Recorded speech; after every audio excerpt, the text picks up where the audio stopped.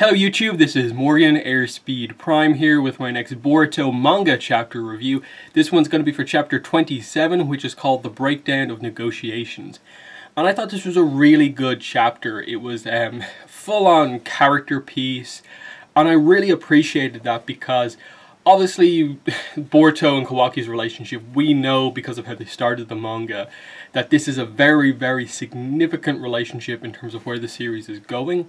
And I really liked how they used this as, I suppose, the first insight into how these two characters are going to like bond and potentially become close to make what could be something fracturing their relationship apart, something very dramatic and intense.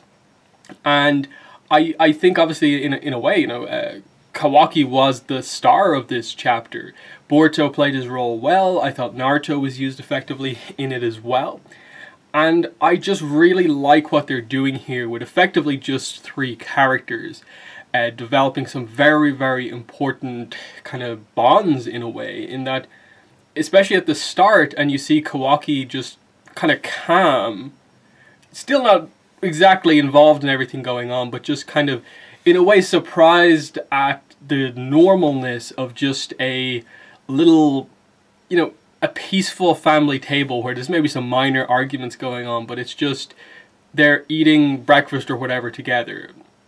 And it's such a different thing for him, getting his backstory here and how much he's suffered, to see him in this very peaceful, normal dynamic, and how he actually kind of likes it, and how, in a way, because of that and that peacefulness, he begins to open up to Boruto, and then how they have that big emotional thing, which I'll get to, the backstory, how they each got their karma mark, explaining it to each other, and then immediately Boruto brings up the point of just like, I'm not going to help you out until you fix this issue with Himawari. You broke that vase that she gave to my mother. You need to sort that out and make it up to her. And that it's such a perfect thing, because we know how much Boruto kind of, cares about his sister. So any slight in any way towards her from Kawaki would be something that he would be very annoyed at. And so it immediately presents this issue of like, if Kawaki wants to have any sort of a working together situation with Boruto, he has to fix this thing with Himawari. And so I love the setup for the next chapter, that, he's like, oh, I'll just buy a new one. Boruto's not happy with that, because that isn't really addressing the core of the situation here. That's just buying a new vase. That's making up for the thing that was broken, and not necessarily, I suppose, the impact of breaking the initial thing had on the person. So he has to do something in a way for Himawari, for Hinata, to really make it up. And I'm so excited to see what they do here, because even though it seems very minor, and it's probably just going to be Naruto, I suppose, showing Kawaki something that he can do that means a bit more on a personal level. I'm so intrigued to see how they do it, because of the implications that, like, Kawaki comes from such a tortured background, and here's him going to have to do something that's so normal and so weird in a way.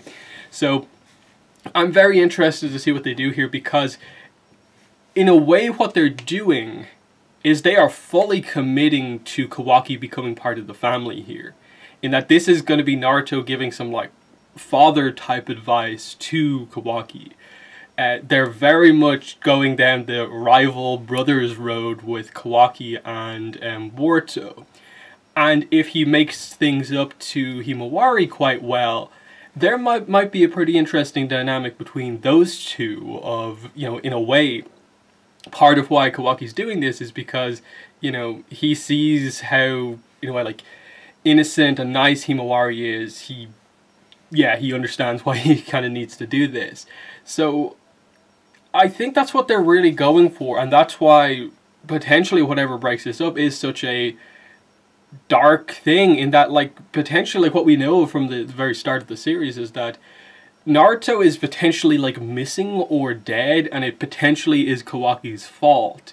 And so if this relationship development goes the way I think it is. That's Kawaki killing, I suppose, the closest person he had to a father. It's him betraying this family that he was part of. Of course, we don't really know how long this is going to take place. Like, how many chapters down the road will it be when, like, Kawaki has to go off on his own and maybe isn't so much a part of the family. But it seems like they're setting it up that this is going to be the development of these important relationships and bonds for Kawaki, which he hasn't had before. Admittedly, right now, it's primarily he's going along with things just so he can learn more about the karma mark because, as we learn, he wants to get rid of his karma mark because it just reminds him of his tragic upbringing in a way. And that was very, very dark to learn about how he got it. Obviously, there's still mystery about Jigen, but just Boruto explaining, look, we know how Boruto got his. He fought Momoshiki Otsutsuki. In the aftermath of the fight, he was basically given this mark by Momoshiki. And it was more or less implied that, like, because you killed a god, you gain some level of power related to that god, and that's what that karma mark is. Kawaki gets it in a different way, in that it's revealed that Jigen has been doing all these experiments, of course, on these children to try and, I suppose, place the power of the karma mark within a vessel. That's what he's calling them. He you know, I think a few chapters ago he was calling, like, Kawaki his child and son, but obviously the idea here is that that's very much in name only. There really isn't the relationship between the two of them there. But the fact that he's trying to, in some way, like, implant the power that he has into other people, and how it killed all these other kids, and it was really brutal, especially when we clearly saw what happened to the one before Kawaki, and how the karma mark just basically took over his whole body. It was all legs, everything, the full power, I suppose, of the karma mark, kind of to see if it could accept the body, and it didn't, and it just killed him in a really, really painful looking way. And the fact that Kawaki sees this happen, sees the countdown to him going last, all these other people dying in front of him, and he knows that that's what's happening next. And even though he survives, he talks about the pain that he went through, and how ever since then he just views that mark as kind of representing all of that, and that's why he wants to learn more about it, wants to get rid of it. That's why he escaped in the first place. So, you know, it's interesting because obviously everyone wants to know more about the karma mark at this point. Naruto and the Leaf Village do. Boruto and Kawaki do because they have it. Kara in the background want to know about it as well. And they have to, all of them have to just leave this relationship between Kawaki and Boruto to develop, to see if they can gain any understanding from two of them interacting. Jigen, of course, is still a mystery because obviously he has it. The reason he's able to give it to other people is because he has it himself in the first place. And that in itself is a very interesting dynamic, in that that would seem to mean if Boruto has got it the way you would usually get it, how did he get his? Did he kill an Otsutsuki at some point? Or did he... Or is he somehow, like, if we're going to get into the wider universe type thing, could he potentially be like an Otsutsuki, or like someone from a different, like, dimension or something like that? That's why he has this power. And that's what makes him so interesting. That's what, you know, it's taken a good few chapters after the introduction of Kara to really get behind, like, okay, this is what they're about. It's not a case of everyone in the organization has a karma mark. Jigen does, and he's experimenting into how to, I suppose, make these vessels that can also have it. And I'm wondering, like, what clarification will they make about the fact that it seems like Boruto and Jigen are like natural users of the karma. They got it in a, I suppose, specific way, whereas Kawaki is like a manufactured karma mark user. And especially with the whole fact that, like, he's like a human scientific ninja tool, in that he's got all these, like, microscope nano, like, scientific ninja tools inside him, and they, you know, are why he is so powerful in some way, why he's able to do special things with his body, and how obviously them doing that to him is probably the only reason he was able to accept it, and there's something special, specific about Kawaki that allows him to, you know, hold the full power of a karma mark inside him. I still would like to know what exactly Jigen was doing. I think this is perhaps where the manga being just black and white kind of did it a little bit of a disservice, in that it just looked like, obviously Kawaki was floating in a bag of like water or just clear fluid, and then it was potentially like, was it blood? Was it meant to be a different color? Is it meant to be black?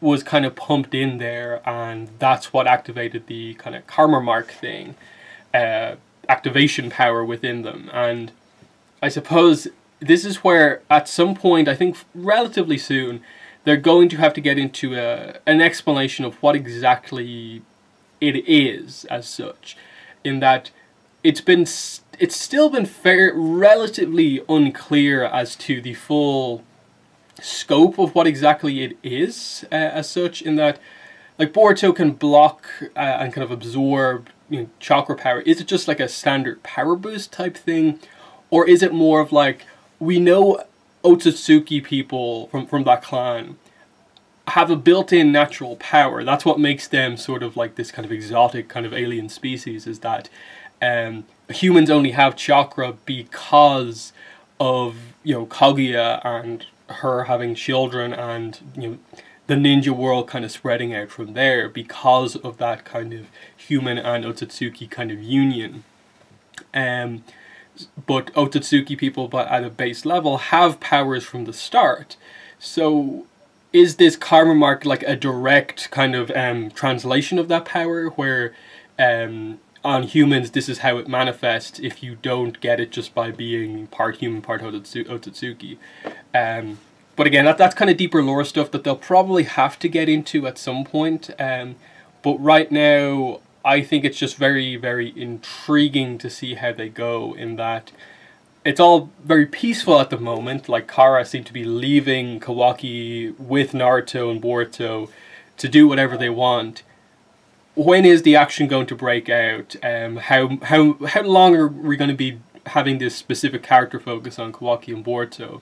I think we'll probably get like a chapter or, you know, 2-3 more chapters on this, and then we'll probably have to get into a situation where, you know, it is Kawaki potentially having to go on missions with the Leaf Village, you know, become maybe a fourth member of Konohamaru's team or something like that. I feel that's kind of the way they have to do it. Or, you know, will Kawaki have to stay back in the village while Boruto goes in missions? We're not exactly sure. So very, very intriguing chapter. I like a lot of what was going on here. Even just the very start, where it's just Boruto wakes up, walks out his bedroom door, there's Kawaki coming out, they're both going for the toilet, and then they have an argument about who gets to go in first. Boruto's like, I live here, you know, this is my family's house, I get to go first. And then Kawaki's just like, no, I'm going first. And then Naruto's already in there, and it's just like, go on the wall, you two. And then they're right beside each other, just, you know, going toilet up against the wall, and just zip immediately into a fight. It was just this perfect comedic kind of moment in manga. I thought it was so well done, how they did it. It was just this kind of like, wow, that was just a really funny moment between the two characters. That was just like, you know, they are sort of like teenage boys fighting. That is exactly the sort of thing that would happen. That makes complete sense given the way they've been at each other to now. That just, they choose this otherwise terrible timing of just like, they've just gone toilet like beside each other, just immediately start fighting afterwards, and then Naruto has to make a shadow clone while he's going toilet and you know, stop the fight. It was just really funny. It was one of the first like properly just like truly funny moments I think that we've had in the Boruto manga so far, and I'm liking where this relationship can go potentially, in that Boruto and Kawaki are going to have, I think, a very unique dynamic. I think that all they have to do is get rid of it, every single thing they say to each other being antagonistic, when they can mix in them actually having a kind of connection to each other, but also having arguments every so often. I think that's going to be a very unique dynamic. And especially once they sort of incorporate him more into like meeting Boruto's friends, it's going to be interesting to see how he interacts with them. Like, how does he interact with Sarada, with Mitsuki, and so on. So, yeah, I think that's most of what I want to say here. It was an interesting one, just like, yeah, character piece, but then very important backstory on Kawaki, knowing who he is, and knowing his goals now, and that he himself is admitting here he has to get along with Boruto so they can both understand what their karma mark is and more or less try to get to a point where they can get rid of it. Because even Boruto at this point is kind of like, yeah, it's kind of causing me some issues. Okay, get rid of it, but you have to fix this problem first. And I'm so excited to see what they do, because I think it's going to be... I think there's going to be some nice moments in the next chapter with Naruto and Kawaki and him, I suppose, learning to, understand people better here and realize that, it's not about the vase, the thing that you broke. It's about, apologizing in the right way for what happened, and like, who made the thing you broke. So the person that you need to properly apologize to isn't Boruto, it is Himawari. So that could be fun if there's a nice moment between those two. But yeah, I think that's about everything I wanted to talk about. I'm intrigued about where things are going. I think it's going to be a very enjoyable arc coming up, and I hope they have the moments that they need to do right. As for some final thoughts on the art, I haven't talked about it in a couple of chapters. I think overall Ikemoto has got to a point where I think for the most part he has super improved since the beginning. Kawaki, Boruto, Naruto, a lot of the other characters, really well done. He still can't draw Hinata. He still can't draw Hinata, and the few little bits of Himawari we got here, no. He needs to really improve with those two characters, because Hinata just doesn't look anything like Hinata, and I think before he had drawn Himawari actually fairly okay. Don't know what happened this chapter, it just didn't feel like her at all. So I hope he can improve on that, because the stuff with Boruto otherwise, and the emotions he's getting across with like Naruto, Kawaki, and Boruto is strong. I'm just not feeling that with Hinata and Himawari, and especially if there is going to be a bigger moment coming up with like Himawari potentially, I hope he's improved by that point. So that's my thoughts on chapter 27 of the Boruto manga. In the comments, let me know what your thoughts were on it, as well as what I had to say here. But yeah, that's been the video. Thanks for watching, and bye.